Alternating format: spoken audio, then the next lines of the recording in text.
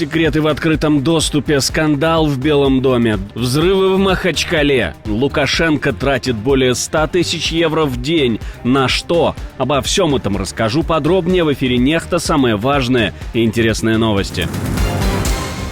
Пока Россия улыбается за столом переговоров, ее ракеты бьют по Сумам. Количество пострадавших растет.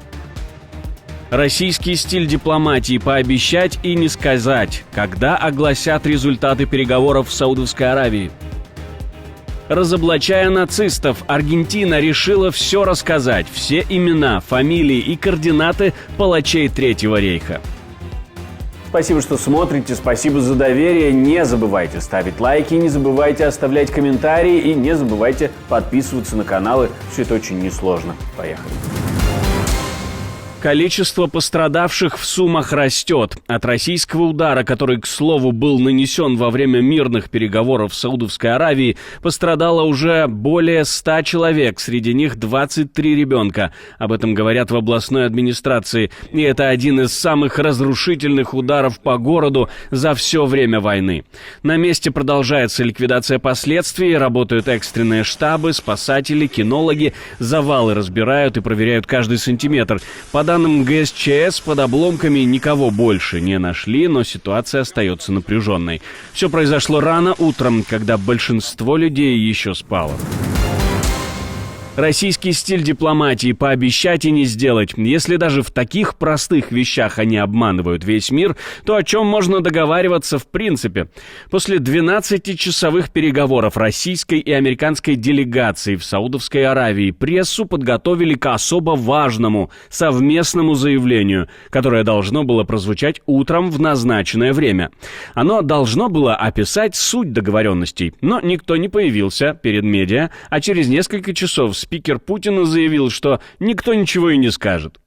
Итоги состоявшихся длительных российско-американских переговоров доложены по столицам. Они сейчас анализируются. Пока в планах разговора на высшем уровне нет. При необходимости, вы знаете, они появляются достаточно быстро и оперативно. Есть понимание, что контакты будут продолжаться, но конкретики пока нет, и она будет согласована. Таким образом, публичить, как говорит Песков, результаты переговоров никто не будет. Но еще один раунд, теперь уже американо-украинской коммуникации, прошел сразу после встречи с представителями Москвы. Ну а мы поговорили с экспертом в военно-политических вопросах о том, есть ли в принципе какой-нибудь механизм, позволяющий, хотя бы прекратить огонь. То есть это не будет, наверное, не будут удары по большим электростанциям, потому что, в принципе, все, что можно было, Россия уже уничтожила. Будут удары по подстанциям, которые Россия будет выдавать как удары по военным объектам. И параллельно, опять-таки, ничего нового, будут обвинения независимо от того, будет стрелять Украина по российским энергообъектам, не будет. То есть будет постоянная манипуляция тем, что Украина нарушает перемирие. Махачкалу снова трясет. Один взрыв за другим. Сначала жуткий хлопок в жилом доме. В одной из квартир рванул бытовой газ. Взрывная волна разбила окна в соседних домах, повредила несколько квартир и накрыла камнями минимум 15 машин, припаркованных во дворе.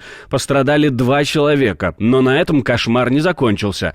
Спустя совсем немного времени новый взрыв. На этот раз в магазине на улице Шамиля. По предварительным данным, пострадало 4, 3 из них в тяжелом состоянии. Местные жители в шоке. 2 мощных взрыва в одном городе за один день. Сначала жилой дом, потом магазин. Пожарные, медики и спасатели работают на износ. Причины второго взрыва пока выясняются. Как вы думаете, к чему эта череда совпадений в Махачкале? Пишите в комментарии под этим видео. Интересно знать ваше мнение, ваши наблюдения. Госсекреты в общем доступе в чат, где обговаривалась подготовка обстрелов Йемена. Американским правительством по случайности добавили не кого-нибудь, а главного редактора The Atlantic Джеффри Голдберга. И удивляет не только то, что администрация Дональда Трампа обсуждала предстоящий военный удар по хуситам в обычном групповом чате в Signal. В чате было 18 человек, высокопоставленные чиновники, министры, советники по безопасности. Там, среди прочего, обсуждали конкретные цели ударов, называли фамилии связных, типы вооружения, время атак за несколько часов до начала операции в Йемене. Министр обороны Пит Хексет лично скидывал координаты в этот чат. Советник по нацбезопасности Уолтс и куратор внутренней безопасности Миллер в том же чате рассуждали, как бы спихнуть расходы на европейцев. Мол, раз Европа выигрывает от разблокировки Красного моря, то пусть и платит. Голдберг поначалу решил, что попал в какой-то фейковый чат. Но уже через пару часов США действительно нанесли удары по Йемену. Может, все-таки совпадение? Рэдклифф называет человека, полного имени которого я не скажу. В ходе расследования я понял, что это действующий офицер ЦРУ, чье имя никогда ранее не звучало публично. И, возможно, не все в этой группе имели право знать, кто он такой. Ведь группа была большая. Это не просто 5 офицеров разведки или 4 из Пентагона. Это люди из разведки, обороны, казначейства, даже глава аппарата Белого дома. Им совершенно не нужно знать такие имена. Глава Пентагона, естественно, отреагировал, правда, переходя на оскорбления и личности. Итак, вы говорите о лживом и сильно дискредитировавшем себя так называемом журналисте, который сделал своей профессией распространение мистификации снова и снова, включая, не знаю, мистификацию Россия. Этот парень, который торгует мусором, это то, что он делает. Я бы с удовольствием прокомментировал кампанию Хути из-за мастерства и мужества наших войск. Я очень внимательно следил за ней с самого начала. Вишенка на торте. В чате засветился аккаунт под именем Джей Ди Вэнс. Это вице-президент США, должно быть. И хотя, скорее всего, это был его помощник, именно он тихо поставил под сомнение логику удара. Не уверен, что президент понимает, насколько это противоречит его позиции по Европе. Это была цитата. Публично Вэнс Трампа никогда не критикует. Вы можете себе представить, если бы Джо Байден, например, случайно отправил кому-нибудь по факсу военные планы. Они бы попытались объявить ему импичмент, так что посмотрим, покатятся ли головы, но это маловероятно. Но головы могут и покатиться. Издание «Политико» пишет, что Майк Уолтс может быть уволен из-за этого. Правда, юристы говорят о вероятном нарушении как минимум 2 федеральных законов, так что увольнение может быть еще лучшим для Уолтса исходом. Наша команда существует благодаря вам. Поддержите ее, чтобы мы могли продолжать нашу работу. Спектакль с так называемой инаугурацией Лукашенко за 7 раз мог стать уже привычным, но зачем отказывать себе в роскоши, когда можно не отказывать себе в роскоши, тем более каждый раз, как в последний. Мы посчитали, сколько это шоу может теоретически стоить, естественно, все приблизительно, и попытались представить, на что можно было бы потратить эти деньги, если не на спектакль для Лукашенко. В своих данных мы опираемся на пост в Телеграм пресс-секретаря Лукашенко. Так вот, аренда и обслуживание передвижных телестудий, якобы их должно быть 5. В сумме может выйти от 25 до 40 тысяч евро, опять же, приблизительно. Работа съемочной группы и технической команды из заявленных 70 камер от 10 до 30 тысяч евро. Аренда и использование камер, оборудования, связи, спутников на 70 камер, о которых мы говорили до этого. При условии аренды одной профессиональной камеры от 200 евро в день 30-40 тысяч евро. Мультимедийный центр, режиссерская, монтаж, выход в эфир и другие важные моменты прямого эфира от 10 до 15 тысяч евро.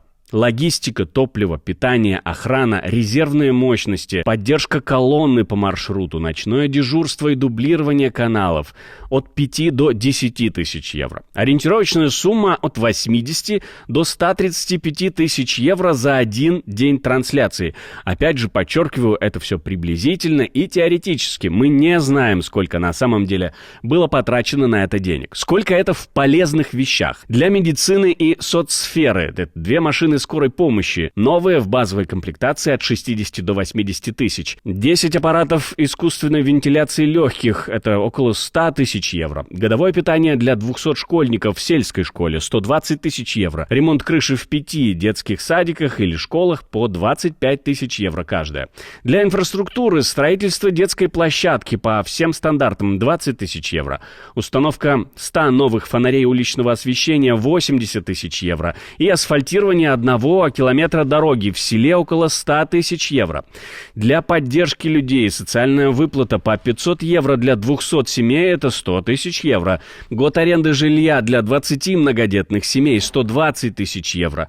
10 тысяч продуктовых наборов для пенсионеров – 130 тысяч евро. Для образования – это 500 ноутбуков для школьников из бедных семей – 125 тысяч евро. Модернизация 2 деревенских школ. Интернет, техника, мебель – 60 тысяч евро каждая. Это все приблизительные цифры, округленные, но дают нам общее представление о стоимости одного дня в условиях белорусской демократии. Ну, такая дорогая демократия в Беларуси получается.